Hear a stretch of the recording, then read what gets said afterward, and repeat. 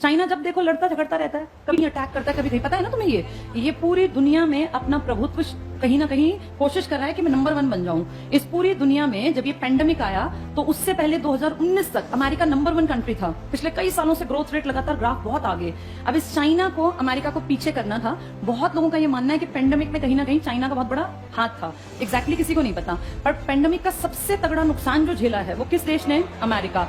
आप कभी death rate का चार्ट निकाल के देखना, गूगल पर है, सबसे ज्यादा लोग कहां के मरे हैं? हम जैसे ना वैसे ही दुखी होते रहे, चीन हमारा दुश्मन। चीन को कोई मतलब नहीं छोटे मोटे देशों से, वो बस ये कर सकता है कि कब्जा करने के लिए हमसे लड़े, बाकी चीन और हमारा मुकाबला नहीं है। ये कड़वी सच्चाई है। आपके देश की सरकारें बेवकूफ बनाने के लिए कहती हैं कि चीन हमारा ऐसा दुश्मन, चीन ये। चीन को इंडिया से कोई मतलब नहीं। वो जानता है कि आप उसके सामने टेक्नोलॉजिकली कहीं टिकेंगे ही नहीं। वो आपके ऊपर सिर्फ अटैक करके आपकी जमीन को हड़प सकता है, बाकी उसका और आपका कोई मुकाबला नहीं है किसी भी चीज में। उसने आपके देश के घर के अंदर इतनी जगह बना रखी है कि आप चाह के भी चीन का कुछ नहीं बिगाड़ सकते। हम पता कितने बेवकूफ, हमारा देश कितना पिछड़ा हुआ है। हमें जब दिवाली आती है तो कहते हैं कि ये लड़ियां मत लगाओ। ये कहां से आती है? तुम सबके घरों में जो कंघे इस्तेमाल होते हैं ना, ये कंघे भी चाइना के हैं।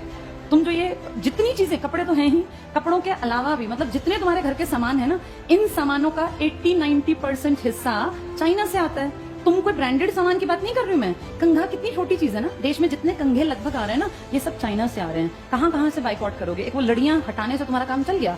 तुम जितने ब्रांड की चीजें इस्तेमाल करते हो, बिना ब्रांड की लगभग चीजें चाइना से आती हैं। ब्रांडेड तो चलो अमेरिकी हैं, यूरोपियन हैं। कपड़े देखो, जूते देखो, कोई भी चीज उठा के देख लो, जो ये जॉकी है, मोंटे कार्लो है, इनमें से इंडियन कौन है? सब विदेशी हैं। आपके जितने जूते हैं वो तो चलो बड़े ब्रांड हैं। मैं छोटी बातें कर रही हूँ। जो आजकल ये बेडशीट्स आ रही है ना, पहले हम बड़े शान से कहते थे कि हमारे देश में पानीपत एक ऐसा शहर है जिसको बुनकर नगरी कहते हैं। पानीपत की सच्चाई तुम जानते हो, सब काम फ्लॉप है, सब बंद पड़ा है। पानीपत में कोई बुनकर नहीं है आज की डेट में। सारे का सारा माल कहां से आ रहा है? ये सारी बेडशीट्स जो है ना चाइना से आती हैं, जो पानीपत से आगे जाती हैं। और हमें लगता है कि भैया हम तो पानीपत से बेडशीट ले आए, सब चाइना का माल है। हर जगह चाइना है। किसी मॉल में जाते हो, आप देखते हो लिखा होता है स्टोर 99।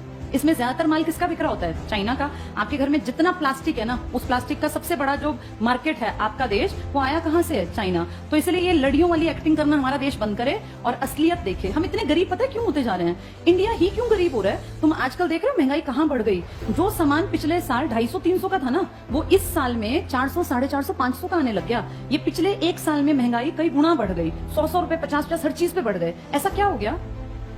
ऐसी क्या दिक्कत आ गई?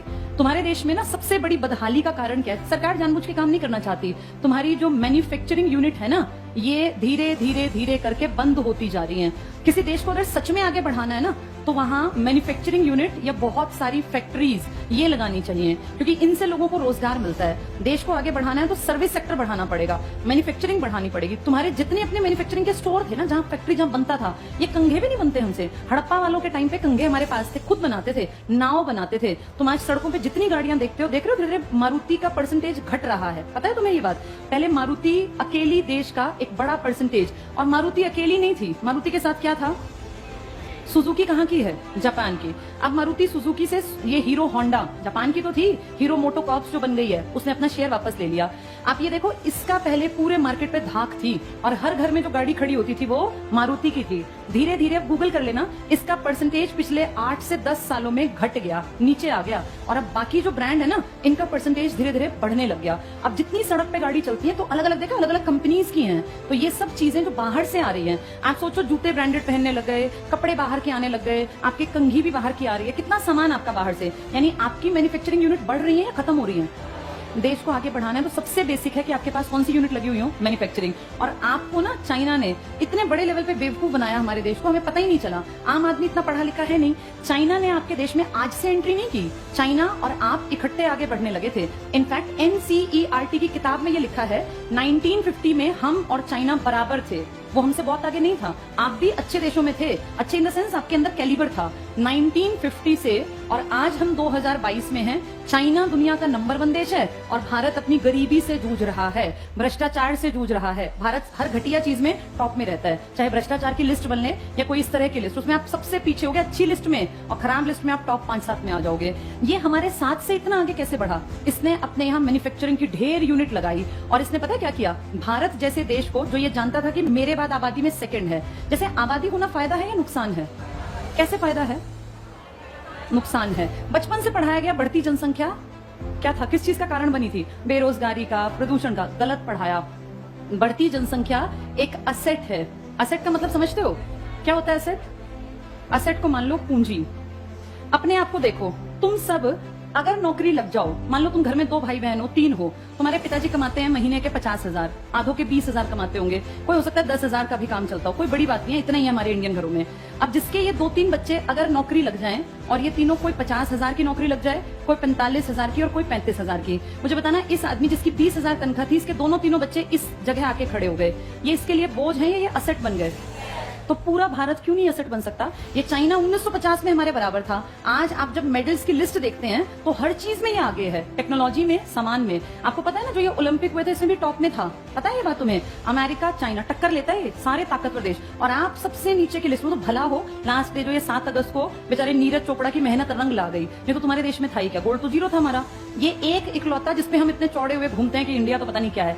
हम देखते किसको है? पड़ोसी पाकिस्तान, जिसका हमेशा टेली में 0 नंबर है। हम अमेरिका, चाइना को नहीं देखते। चाइना ने अपनी पूरी पॉपुलेशन को क्या बना दिया? इसने ये सोचा जब जनसंख्या ज्यादा है ना, तो हर एक आदमी कीमती होना चाहिए। मेरा हर इंसान जो इस देश में, या तो वो खेल में निकल जाए, या वो प्रोडक्शन में आगे निकल जाए, मैन्युफैक्चरिंग यूनिट में, या वो बिजनेस कर ले, या वो अच्छी नौकरी कर ले। हमने क्या सोचा? बचपन से मुझे याद है हमेशा पढ़ाया गया, बढ़ती जनसंख्या एक अभिशाप है, बढ़ती जनसंख्या से बेरोजगारी बढ़ती है। यही पढ़ा ना, बचपन से दिमाग में ठूस दिया कि बढ़ती जनसंख्या बोझ है। चाइना ने अपने हर बच्चे को सिखाया कि हर किसी को असेट बनना है। जो हमारे साथ, तुम्हारे साथ जो बच्चे बड़े हुए ना, वो चाइना में तो पॉजिटिव चीजें सोच के बड़े हुए, और हमारी पीढ़ी ये सोच के कि बढ़ती जनसंख्या, बढ़ती जनसंख्या, तभी तुम पीछे रह गए। इस चाइना ने प्रोडक्शन यूनिट लगा के अपनी मैन्युफैक्चरिंग, और आपके देश को देखा कि ये सबसे ज्यादा बेवकूफ हैं और ये सबसे बड़े कंज्यूमर हैं। क्योंकि अगर आपके यहाँ कंघी बिकने लग गई तो एक परिवार में अमूमन 2 से 3 कंघे तो रखता ही है हर आदमी। आपका देश है 150 करोड़ का, तो आप सोचो हर परिवार में कितने परिवार होंगे, और वो सब कंघी। कंघी बकवास बात होती है, लेकिन इसके पास करोड़ों रुपए गए ना आपके, और किस चीज के लिए? जिसकी कोई वैल्यू नहीं।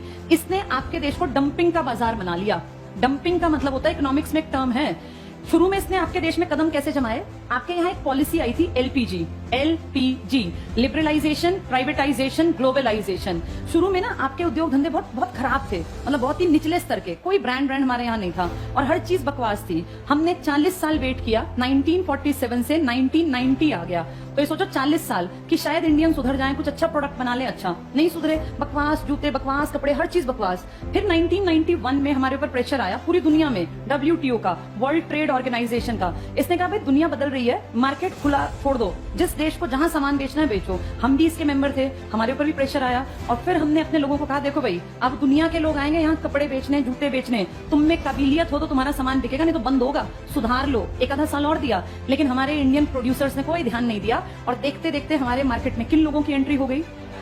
China, America, European country, Australia, Germany, Britain. और जब इनका सामान आया ना, तो इनके सामान की क्वालिटी बहुत हाई थी और आपके सामान की क्वालिटी बिल्कुल बेकार। तो अब जो अच्छा, इन्होंने एक चालाकी और की, इन्होंने अपने सामान की उस टाइम कीमत क्या रखी? बहुत।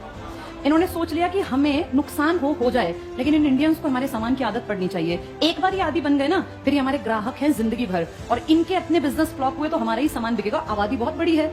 अब सोचो अमेरिका किसी 50 लाख की आबादी वाले देश में बिजनेस करे तो उसका कितना बिजनेस चलेगा? सब खरीदे तब भी कुछ नहीं बिकेगा। आपके देश में अमेरिका का कोई सामान बिकने लगे तो आप कितने करोड़ प्लस लेके बैठे हैं? अब 150 करोड़। अगर अमेरिका को 1-2 साल, जियो की तुम्हें ट्रिक समझ में आती है? जियो ने क्या किया पता चला तुम्हें? क्या किया जियो ने? पहले सस्ता, फ्री, पहले सबसे पहले फ्री से क्या हो गई? लोगों को आदत पड़ गई। पहले कभी किसी गरीब आदमी के दिमाग में भी नहीं था कि मोबाइल लूंगा। इस फ्री ने उस गरीब को ग्राहक बनाया। जैसे पहले वो जाल में फंस गया, अब उसको इतने दिन तक फ्री दिया कि उसको हैबिट पड़ जाए कि मुझे गूगल तो छोड़ो, ये क्या है, ये सोशल साइट्स की भैया, व्हाट्सएप, टिकटॉक, खासकर ये सब चीजें, फेसबुक, और अब ये सब इतनी आदत पड़ गई कि अब वो ग्राहक हैं। आज इंडिया में लगभग हर किसी के हाथ में मोबाइल है। अगर इसके दाम शुरू से महंगे रखे जाते या फ्री ना होता तो क्या कोई गुब्बारे बेचने वाला, रेहड़ी लगाने वाला, सब्जी बेचने वाला मोबाइल लेता? कोई ना लेता। ये फ्री की आदत से ग्राहक बन गए। ऐसे ही चाइना ने आपको किया। चाइना ने डंपिंग किया आपके देश में। सस्ता सामान 99, 35, मुझे ध्यान है जब मैं छोटी थी, 35 रुपए में कुछ भी सामान ले जाओ घर का, तो लोग इतने पागल हुए, 35 रुपए में, और सच में 35 में सामान देता था। तुम सोचते ऐसा क्यों करता है ये? बड़े होकर जब इकोनॉमिक्स पढ़ी तो समझ में आया कि ये कुछ साल तक इसने अगर करोड़ों रुपए वेस्ट कर भी दिए तो क्या फर्क पड़ा? इसने क्या कर दिया अपने सामान को? यहाँ बनाता आपके यहाँ फेंक जाता कि चलो जितने बिके बिक जाए, फिर बनाता, उसकी यूनिट चलती रही, आपके यहाँ सामान की आपको आदत पड़ गई, धीरे धीरे आपके सामान जो बनते थे ये बंद होते चले गए और आप डिपेंड हो गए चाइनीज मार्केट पर। और आज ये हालत है कि ना आपका पानीपत का कपड़ा कहीं जाता और ना आपके देश में कंघे बनते, सब ब्रांडेड है। धीरे धीरे करके आपकी सारी मैन्युफैक्चरिंग खत्म। देश आगे बढ़ने के लिए कौन सा सेक्टर जरूरी है? मैन्युफैक्चरिंग। इसीलिए आपका देश रोज और गड्ढे में गिरता जा रहा है। अब कोई भी सरकार है, सब झूठे हैं, आम आदमी पार्टी है, मोदी जी हैं या फिर अपने ये राहुल गांधी, ये सब बकवास कर रहे हैं, सब दिखावटी बातें करते हैं। रियलिटी इकोनॉमिक्स ये बताता है कि जब तक भारत में मैन्युफैक्चरिंग यूनिट्स बहुत ज्यादा नहीं बढ़ेंगी तब तक आपके देश की प्रगति नहीं हो सकती। और किसी को मतलब नहीं है मैन्युफैक्चरिंग से, सबको अपने पेट भरने से, अपनी जेब भरने से मतलब है। तो जिस दिन ये फैक्ट्रीज और ये सब दोबारा लगेंगी ना, तब देश आगे बढ़ेगा, वरना नहीं।